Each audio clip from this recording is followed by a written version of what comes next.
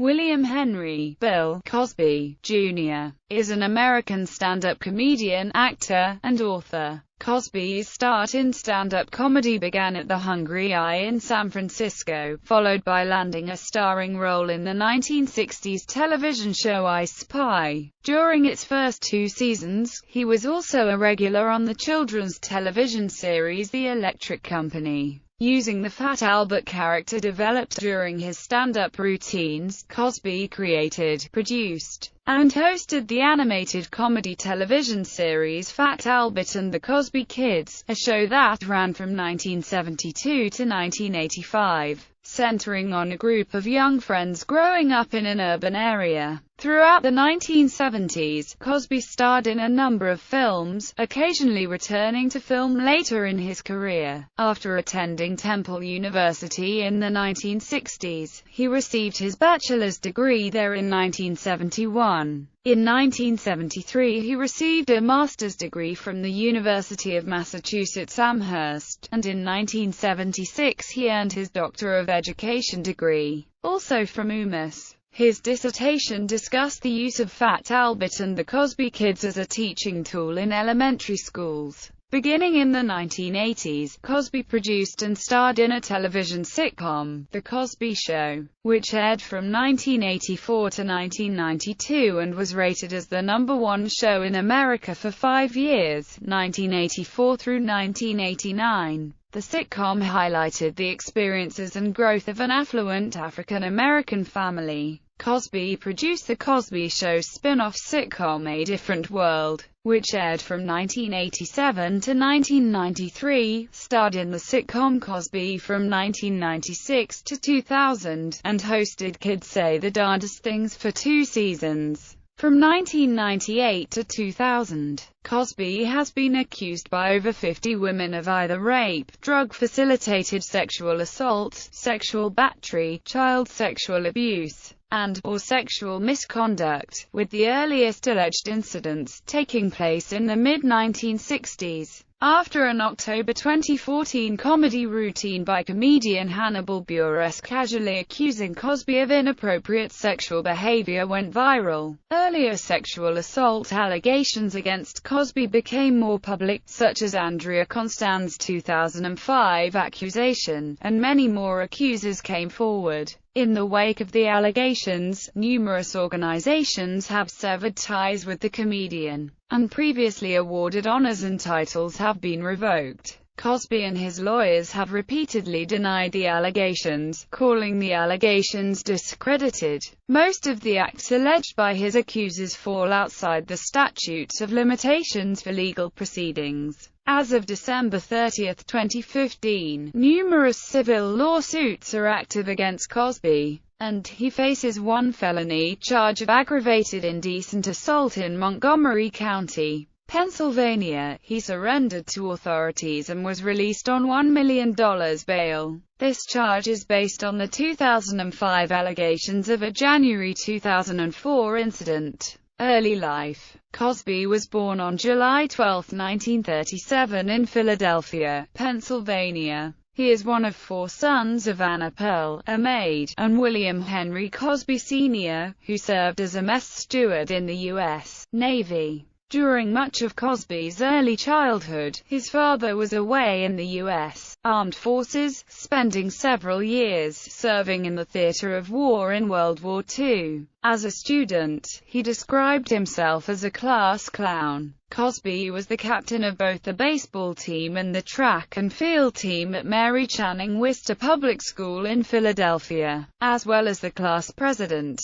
Early on, though, teachers noted his propensity for clowning around rather than studying. At Fitzsimmons Junior High School, Cosby began acting in plays as well as continuing his devotion to playing sports. Cosby went on to Philadelphia's Central High School, a magnet and academically rigorous university prep school where he played football, basketball, baseball, and ran track. He transferred to Germantown High School, but failed the 10th grade. Instead of repeating, he got a job as an apprentice at a shoe repair shop, which he liked, but could not see himself doing the rest of his life. In 1956, Cosby enlisted in the Navy, serving at the Marine Corps Base Quantico, Virginia, Naval Station Argentia, Newfoundland, and at the Bethesda Naval Hospital in Maryland. During his 4 years in the Navy, Cosby served as a hospital corpsman working in physical therapy with Navy and Marine Corps personnel injured during the Korean War. He finished his equivalency diploma via correspondence courses and was awarded a track and field scholarship to Philadelphia's Temple University in 1961. There, he studied physical education while running track and playing fullback on the university's football team. As Cosby progressed through his undergraduate studies, he continued to hone his talent for humor, joking with fellow enlistees in the service and then with college friends. When he began bartending at a Philadelphia club to earn money, he became more aware of his ability to make people laugh. After using humor on his customers and seeing his tips increase, he then took his talent to the stage. Stand-up career. Cosby left Temple to pursue a career in comedy, lining up stand-up jobs at clubs first in Philadelphia and then in New York City, where he appeared at the Gaslight Cafe, beginning in 1962. He booked dates in cities such as Chicago, Las Vegas, San Francisco, Washington, D.C. He received national exposure on NBC's The Tonight Show in the summer of 1963. This led to a recording contract with Warner Brothers Records, who, in 1964, released his debut LP Bill Cosby is a Very Funny Fellow, Right?, the first of a series of comedy albums. While many comics of the time were using the growing freedom of that decade to explore material that was controversial and sometimes risque, Cosby was making his reputation with humorous recollections of his childhood. Many Americans wondered about the absence of race as a topic in Cosby's stories. As Cosby's success grew, he had to defend his choice of material regularly, as he argued. A white person listens to my act and he laughs and he thinks, yeah, that's the way I see it too. Okay, he's white, I'm Negro, and we both see things the same way. That must mean that we are alike, right? So I figure this way I'm doing as much for good race relations as the next guy. Younger, well-established comics like Jerry Seinfeld have credited Cosby as an innovator, both as a practitioner of the genre of stand-up comedy, but also as a person who paved the way for comics to break into sitcom television. Seinfeld said of Cosby, "He opened a door for all of us, for all of the networks to even consider that this was a way to create a character, was to take someone who can hold an audience just by being up there and telling their story. He created that. He created the whole idea of taking a quote-unquote comic and developing a TV show just from a persona that you see on stage." Comedian Larry Wilmore also saw a connection between Cosby's stand-up in the concert film Bill Cosby himself, and the later success of The Cosby Show, saying, "It's clear that the concert is the template for The Cosby Show." Cosby performed his first TV stand-up special in 30 years, Bill Cosby, Far From Finished, on Comedy Central on November 23, 2013. Cosby's last show of the Far From Finished tour was performed at the Cobb Energy Performing Arts Center in Atlanta, Georgia on May 2, 2015. Acting career. I Spy in 1965, Cosby was cast alongside Robert Culp in the I Spy espionage adventure series on NBC. I Spy became the first weekly dramatic television series to feature an African American in a starring role. At first, Cosby and NBC executives were concerned that some affiliates might be unwilling to carry the series. At the beginning of the 1965 season, 4 stations declined the show. They were in Georgia, Florida, and Alabama. Viewers were taken with the show's exotic locales and the authentic chemistry between the stars, and it became one of the ratings hits of that television season. I Spy finished among the 20 most watched shows that year, and Cosby would be honored with 3 consecutive Emmy Awards for Outstanding Lead Actor in a Drama Series. When accepting his third Emmy for the show, Cosby told the audience, "Let the message be known to bigots and racists that they don't count." During the run of the series,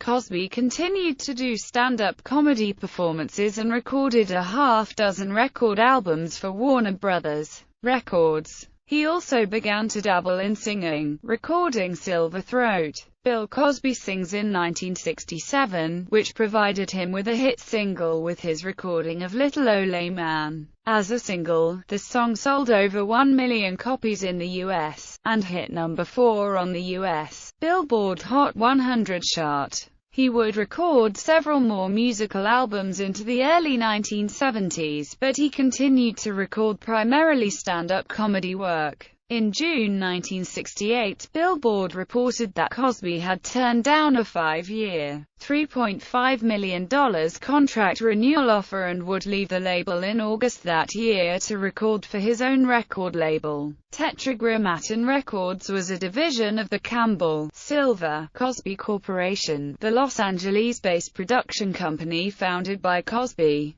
his manager Roy Silver, and filmmaker Bruce Post Campbell. It produced films as well as records, including Cosby's television specials, the Fat Albert cartoon special and series, and several motion pictures. CSC hired Artie Mogul as president of the label, and Tetragrammaton was fairly active during 1968-69, but it quickly went into the red and ceased trading during 1970. Fat Albert, The Bill Cosby Show, and the 1970s. Cosby pursued a variety of additional television projects and appeared as a regular guest host on The Tonight Show and as the star of an annual special for NBC. He returned with another series in 1969, The Bill Cosby Show, a situation comedy that ran for 2 seasons. Cosby played a physical education teacher at a Los Angeles high school. While only a modest critical success, the show was a ratings hit, finishing 11th in its first season. Cosby was lauded for using African-American performers such as Lillian Randolph, Moms Mabley, and Rex Ingram as characters. According to commentary on the Season 1 DVDs for the show, Cosby was at odds with NBC over his refusal to include a laugh track in the show. He was originally contracted with NBC to do the show for 2 seasons, and he believes the show was not renewed afterwards for that reason. After The Bill Cosby Show left the air, Cosby returned to his education. He began graduate work at the University of Massachusetts Amherst. For the PBS series The Electric Company, Cosby recorded several segments teaching reading skills to young children. In 1972, Cosby received an MA from the University of Massachusetts Amherst and was also back in primetime with a variety series, The New Bill Cosby Show. However, this time he met with poor ratings, and the show lasted only a season. More successful was a Saturday morning show, Fat Albert and the Cosby Kids, hosted by Cosby and based on his own childhood.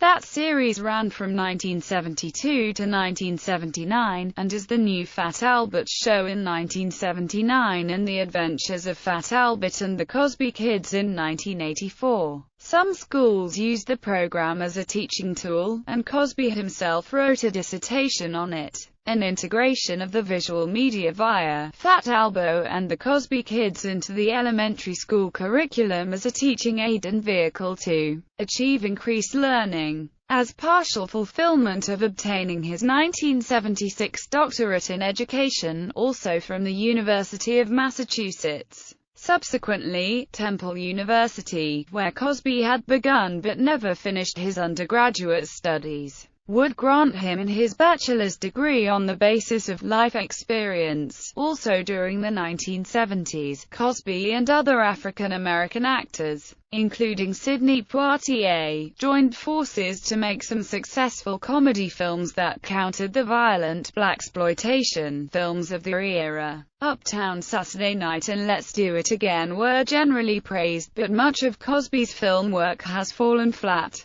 Mother, Jugs and Speed, co-starring Raquel Welch and Harvey Keitel, A Piece of the Action, with Poitier, and California Suite, a compilation of 4 Neil Simon plays, were all panned. In addition, Cos, an hour-long variety show featuring puppets, sketches, and musical numbers, was cancelled within the year. It was during this season that ABC decided to take advantage of this phase of Cosby's career by associating with Filmation and creating a live-action segment starring Cosby for the 1964-1971 animated film Journey Back to Oz, which made its network premiere on Christmas 1976, and aired subsequently in syndication. Cosby was also a regular on children's public television programs starting in the 1970s, hosting the Picture Pages segments that lasted into the early 1980s. The Cosby Show and the 1980s. Cosby's greatest television success came in September 1984 with the debut of The Cosby Show. The program aired weekly on NBC and went on to become the highest-ranking sitcom of all time. Cosby is an advocate for humor that is family-oriented. While working on The Cosby Show, he held creative control, co-produced the series, and involved himself in every aspect of production. Plots were often based on ideas that Cosby suggested while in meetings with the writing staff. The show had parallels to Cosby's actual family life. Like the characters Cliff and Claire Huxtable, Cosby and his wife Camille were college-educated, financially successful, and had 5 children. On the show, Cosby played the role of a gynecologist. Much of the material from the pilot and first season of The Cosby Show was taken from his video Bill Cosby himself, released in 1983. The series was an immediate success, debuting near the top of the ratings and staying there for most of its long run.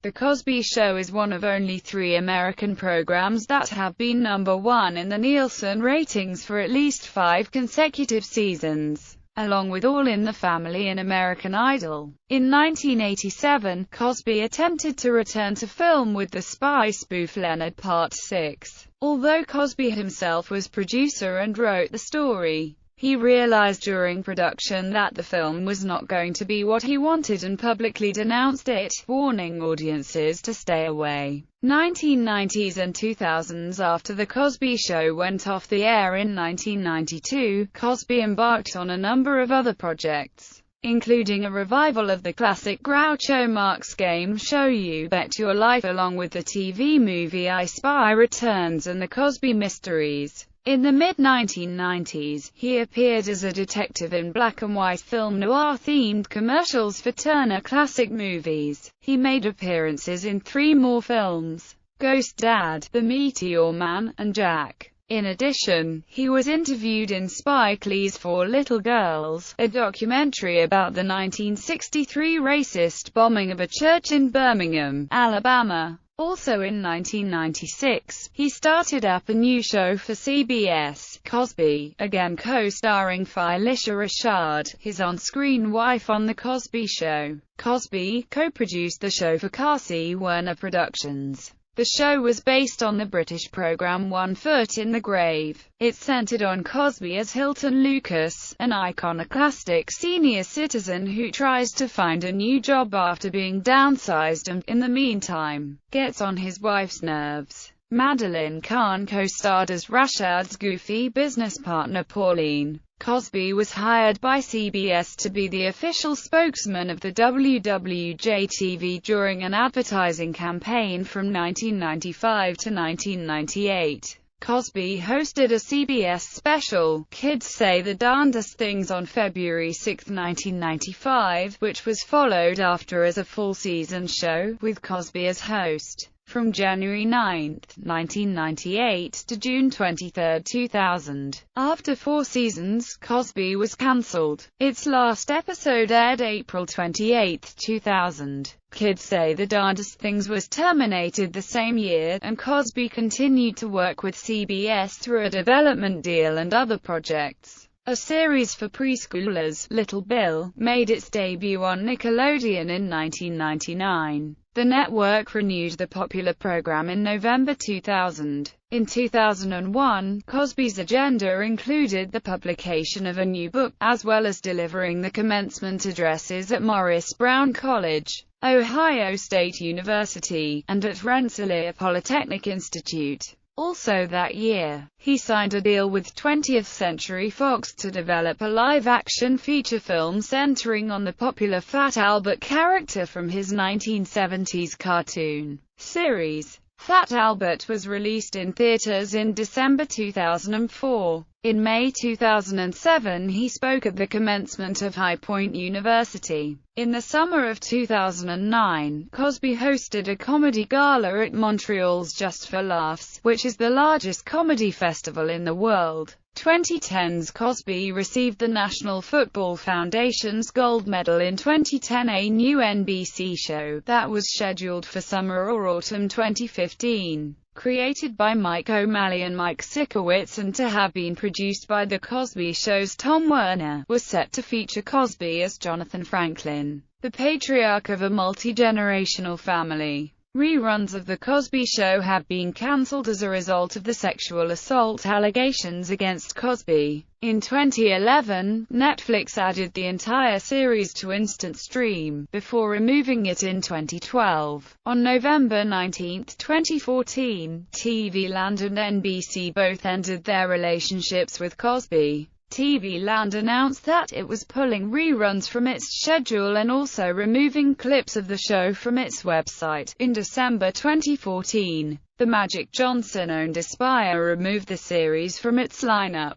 In July 2015, broadcast network Bounce TV pulled reruns, and Bet-Centric stopped airing reruns. The show is still available on Hulu+. On November 19, 2014, NBC scrapped Cosby's new show after accusations that he sexually assaulted women resurfaced. In July 2015, Deadline Hollywood Daily reported that Cosby's agency, since 2012, Creative Artists Agency, stopped representing him in late 2014, leaving Cosby without representation in Hollywood.